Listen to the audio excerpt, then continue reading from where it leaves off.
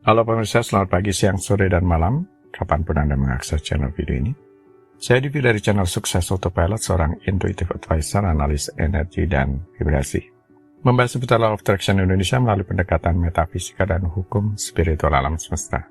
Dan untuk video Law of Attraction Indonesia ini terbagi menjadi beberapa bagian, yang pemirsa bisa ikuti untuk mendapatkan gambaran atau materi yang utuh dan lengkap.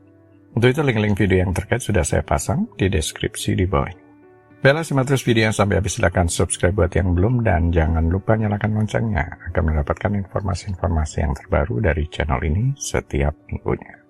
Pemirsa, kali ini kita akan membahas terbuka untuk 100 juta rupiah. Anda menerimanya hanya jika. Ketika orang berbicara tentang Law of Attraction, sering dibahas tentang sesuatu yang disebut kondisi terbuka untuk menerima. Katakanlah Anda menginginkan suatu hubungan dan Anda bermeditasi dan memvisualisasikannya, dan kemudian seperti tidak melakukan apa-apa, hanya mengizinkan itu terjadi. Dikatakan bahwa kondisi terbuka untuk menerima akan mewujudkan sesuatu itu terjadi lebih cepat. Dan jika itu belum terjadi, mungkin Anda belum dalam kondisi cukup terbuka untuk menerima.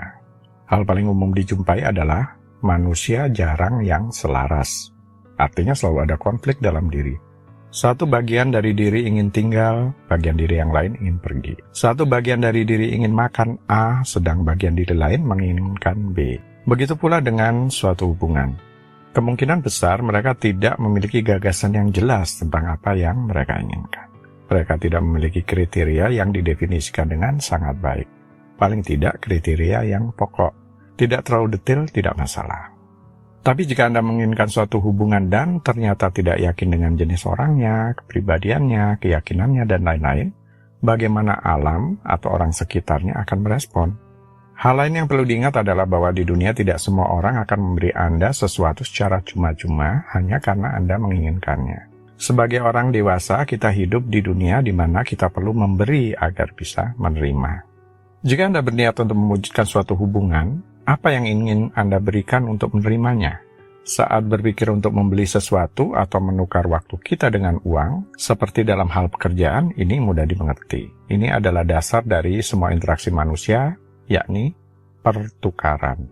Setiap kali Anda menerima sesuatu, Anda juga memberikan sesuatu. Jika Anda ingin menjadi terbuka untuk menerima, Anda harus pula terbuka untuk memberi. Jika Anda tak mau memberi, maka Anda belum siap menerima. Anda terbuka menerima 100 juta rupiah, berarti Anda terbuka untuk memberi. Memberi di sini bisa juga diartikan mau membayar harganya sebagai pertukaran. Nanti akan dijelaskan lebih lanjut dengan ilustrasi. Kembali, jika Anda mencoba mewujudkan hubungan yang ideal, kira-kira apa yang mungkin menahan Anda? Seringkali kita membayangkan bagian yang baik dari sesuatu yang kita inginkan, tanpa berpikir tentang apa yang mungkin harus kita hilangkan, atau hal negatif apa yang mungkin kita dapat sebagai konsekuensinya. Ini mungkin menimbulkan hal negatif yang belum dipertimbangkan. Berbicara dengan orang asing, keluar dari zona nyaman, dan itu tidak aman, termasuk kemungkinan penolakan yang terjadi. Ingat, proses menerima juga melibatkan proses memberi. Jadi sebelum keinginan akhir terwujud, sesuatu harus diberikan sebagai harganya, termasuk peka terhadap umpan balik. Tindakan yang konsisten akan menciptakan hasil yang konsisten. Jika Anda tenaga penjualan dari pintu ke pintu misalnya, itu hanya masalah waktu untuk Anda akhirnya berhasil menjual satu barang. Ada ilustrasi dua orang tenaga penjualan. Orang pertama menikmati pekerjaannya. Dia menikmati setiap aspeknya. Dia tidak masalah jika ditolak. Bahkan dia menikmati orang yang membanting pintu di depan wajahnya. Dia menikmati seluruh proses begitu banyak, bahkan tidak tampak seperti bekerja. Dia memvisualisasikan menghasilkan uang, katakanlah dia terbuka untuk menerima 100 juta rupiah, dan dia hanya melakukan apa yang datang secara alami. Dia menjual 4 produk sehari dan menghasilkan cukup banyak uang. Dia selalu punya uang tunai. Teman-temannya bertanya, untuk apa dia bekerja? Dan dia berkata, saya hanya pergi keluar dan bersenang-senang. Orang kedua memvisualisasikan menghasilkan uang, sama, dia terbuka untuk menerima 100 juta rupiah. Tetapi sangat takut jika ditolak. Dia mencoba menjual produk dan merasa sangat sulit, seolah setelah 50 kali percakapan dan tidak ada penjualan, dia ingin menyerah saja dan berhenti. Untuk orang pertama, Law of Attraction bekerja dengan sangat baik. Untuk orang kedua, Law of Attraction tampaknya kurang bekerja. Jelas, jika Anda menikmati tindakan yang akan mengarahkan pada hasil yang Anda inginkan, dan tindakan itu muncul secara alami bagi Anda, itu akan tampak seperti keajaiban. Tetapi jika Anda tidak menikmati tindakannya, itu akan tampak seperti pekerjaan. Ingat, tujuan hidup manusia didasarkan pada tindakan, bukan hanya sekedar berdasarkan pikiran semata. Idealnya, Anda ingin melakukan hal-hal yang alami yang Anda nikmati, dan itu akan mengarah pada tujuan Anda. Bagi sebagian orang ini terjadi begitu saja. Bagi yang lain, ini membutuhkan waktu, terkadang banyak waktu. Untuk orang kedua dalam contoh kita, mereka akan menyimpulkan bahwa bagi mereka menghasilkan uang dan menjual produk dengan cara itu bukanlah pilihan terbaik. Karena memang begitu sulit secara emosi. Mereka perlu terbuka untuk menerima umpan balik ini. Mungkin berjualan dari pintu ke pintu tidak untuk mereka. Mereka dapat mencoba bentuk penjualan lainnya. Mereka dapat mencoba menjual eceran atau berjualan dari bisnis ke bisnis atau cara lain untuk menghasilkan pendapatan. Ini memang munculkan kebenaran yang tidak nyaman yang harus diterima.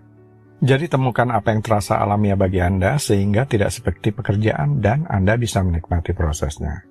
Karena Anda tidak hanya harus terbuka untuk menerima semua yang terlibat saat Anda menginginkan diwujudkan, Anda harus terbuka untuk semua umpan balik yang Anda terima sepanjang prosesnya.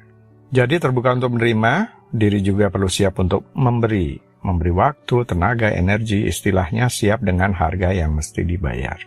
Karena tidak semua orang mendapatkan sesuatu itu dengan cuma-cuma hanya karena Anda menginginkannya. Dalam arti yang luas, mau memberi di sini termasuk dharma, karena pada dasarnya apa yang dituai seseorang adalah hasil dari menabur. Menabur kebaikan, ulas asih kepada semua makhluk, termasuk berbakti kepada kedua orang tua maupun leluhurnya. Sehingga akan mudah bagi alam semesta untuk mendukung seseorang karena tidak terlalu banyak karma, dalam arti negatif, yang menghalangi. Dari sisi vibrasi, asas kepantasan, kelayakan akan dinilai oleh semesta, karena semesta hanya mengirimkan sesuai diri seseorang, dan bukan yang diinginkan. Bagaimana yang diinginkan itu sudah sesuai dengan azas kepantasan kelayakan seseorang. Itulah tugas dari masing-masing individu dalam merubah pola pikir dan memperbesar kapasitas diri. Meningkatkan diri terus-menerus, belajar terus-menerus agar menjadi sesuai dengan yang diinginkan tadi. Vibrasi yang meningkat ada perubahan pola pikir yang bisa menggeser vibrasi, peka terhadap umpan balik di mana kita dihadapkan pada tantangan atau masalah yang mau tidak mau membuat kita berubah cara pandang dan strategi atas tujuan. Baiklah pemirsa, itu bagian ke-247 dari video Law of Attraction Indonesia. Sampai di sini dulu ya. Sampai bertemu di bagian berikutnya. Silakan subscribe buat yang belum. Dan jangan lupa nyalakan loncengnya agar mendapatkan informasi-informasi yang terbaru dari channel ini setiap minggunya. Sampai jumpa.